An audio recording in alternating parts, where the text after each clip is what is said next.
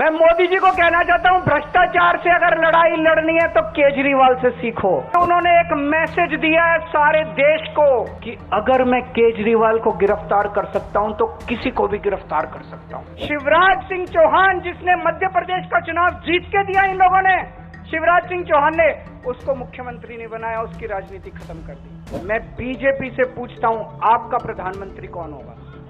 अगर इनकी सरकार बनी तो पहले अगले 2 महीने में योगी जी को निपटाएंगे। ये मोदी जी अपने लिए वोट नहीं मांग रहे हैं, मोदी जी अमित शाह को प्रधानमंत्री बनाने के लिए वोट मांग रहे हैं। जिस राज्य के अंदर ये चुनाव हारेंगे उसके मुख्यमंत्री को पकड़ के जेल में डाल दो, सरकार गिरा दो। केजरीवाल सीएम पद से इस्तीफा क्यों नहीं देता? तुम अगर जनतंत्र को जेल में कैद करोगे तो जनतंत्र जेल से चला के दिखाएंगे। दोस्तों, मैं मोदी जी को कहना चाहता हूं, भ्रष्टाचार से अगर लड़ाई लड़नी है तो केजरीवाल से सीखो। प्रधानमंत्री जी, भ्रष्टाचार के खिलाफ लड़ाई केजरीवाल ने लड़ी है।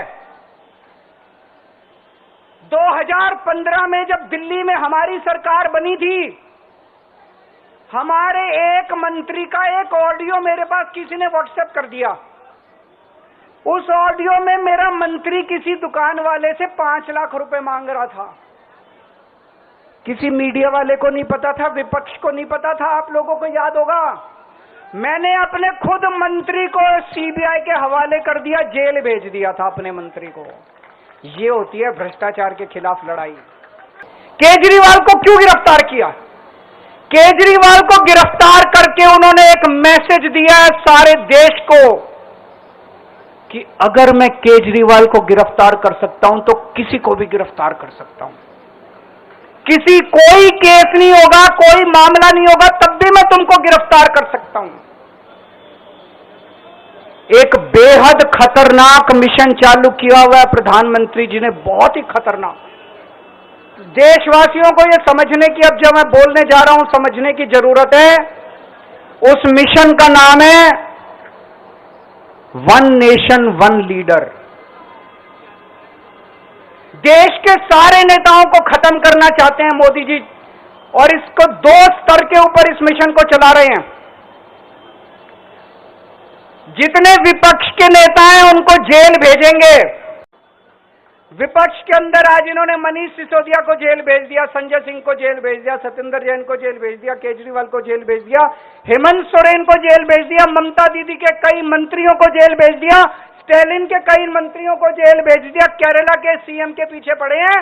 अगर ये चुनाव जीत गए, मेरे से लिखवा लो एफिडेविट के ऊपर, थोड़े दिन के बाद ममता दीदी जेल में होंगी, तेजस्वी यादव जेल में होगा, स्टैलिन साहब जेल के अंदर होंगे, पिनरई विजयन जेल के अंदर होंगे, उद्धव ठाकरे जेल के अंदर होंगे, जितने विपक्ष के नेता ये सारे जेल के अंदर होंगे।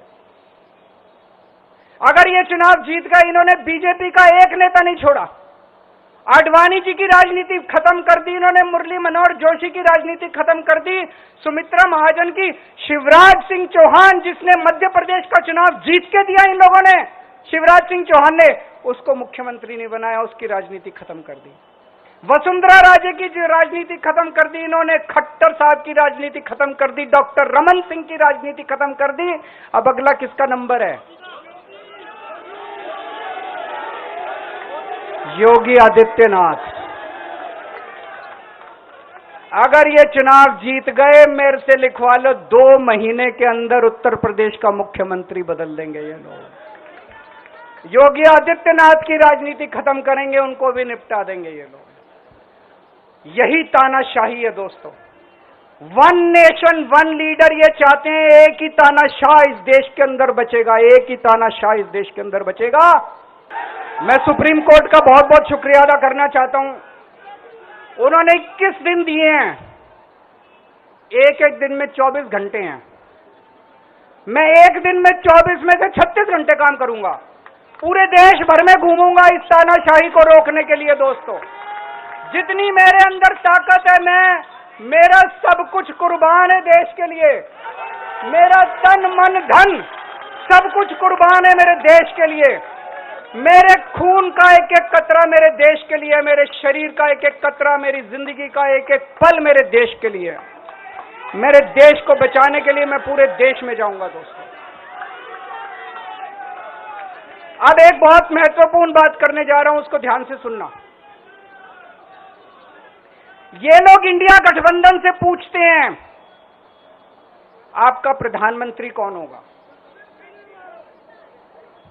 मैं बीजेपी से पूछता हूं आपका प्रधानमंत्री कौन होगा।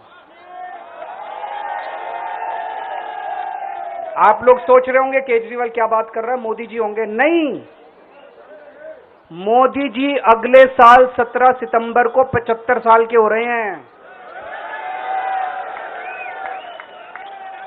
बीजेपी के अंदर मोदी जी ने 2014 में मोदी जी ने खुद ने रूल बनाया था कि बीजेपी के अंदर जो भी 75 साल का होगा उसको रिटायर कर दिया जाएगा। सबसे पहले आडवाणी जी को रिटायर किया गया, उसके बाद मुरली मनोहर जोशी जी को रिटायर किया गया, फिर सुमित्रा महाजन को रिटायर किया गया, फिर यशवंत सिन्हा को रिटायर किया गया। अब मोदी जी अगले साल 17 सितंबर को रिटायर होने वाले हैं। तो मैं बीजेपी से पूछना चाहता हूं आपका प्रधानमंत्री का दावेदार कौन है।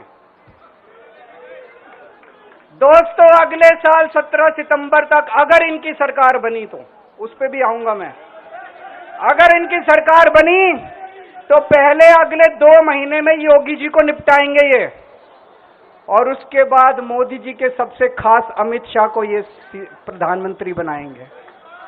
तो मैं लोगों को, देश के लोगों को आगाह करना चाहता हूं, मोदी जी अपने लिए वोट नहीं मांग रहे। मोदी जी अमित शाह को प्रधानमंत्री बनाने के लिए वोट मांग रहे हैं। मैं पूछना चाहता हूं मोदी जी से और अमित शाह जी से, ये मोदी की गारंटी पूरी कौन करेगा? क्या अमित शाह मोदी की गारंटी पूरी करेंगे? जब आप अगर जो वैसे तो मेरे को लगता है, मैं अभी आऊंगा उसके ऊपर, मुझे नहीं लगता इनकी सरकार बन रही है,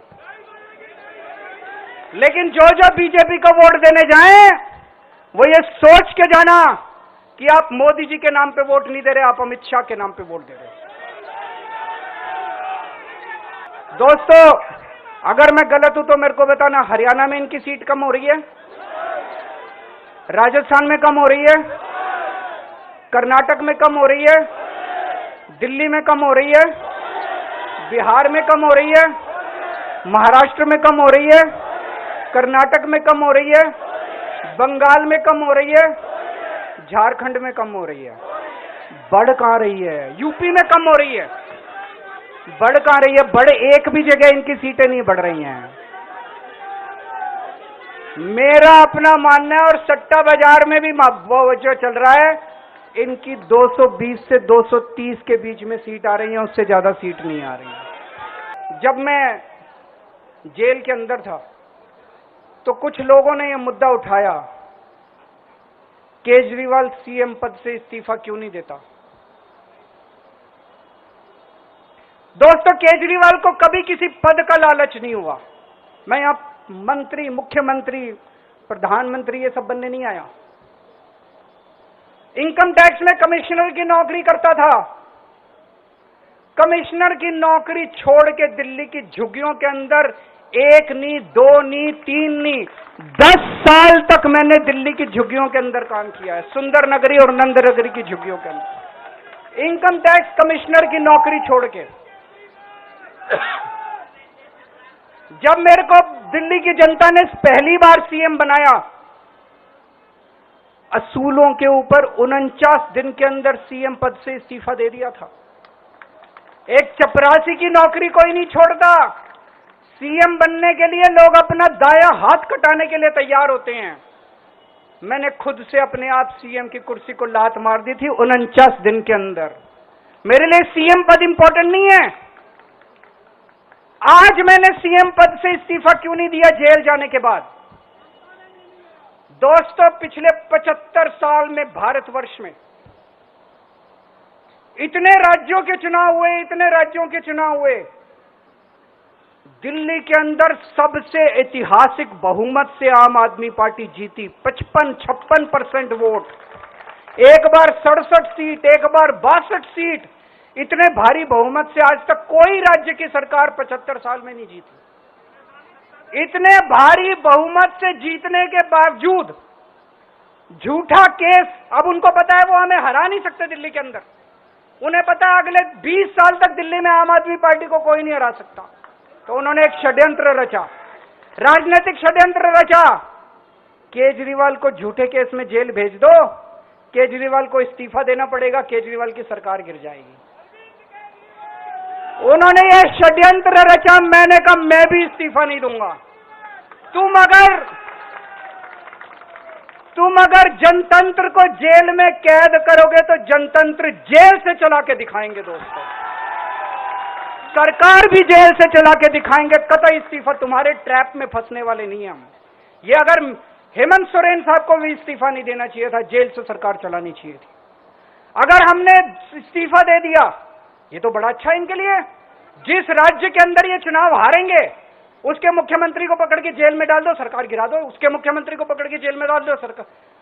आज मैं अगर दिल्ली की जेल के अंदर रह के दिल्ली की जेल से इस्तीफा नहीं दे रहा, वो इस तानाशाही के खिलाफ संघर्ष कर रहा हूं, इसको समझ लेना आप लोग।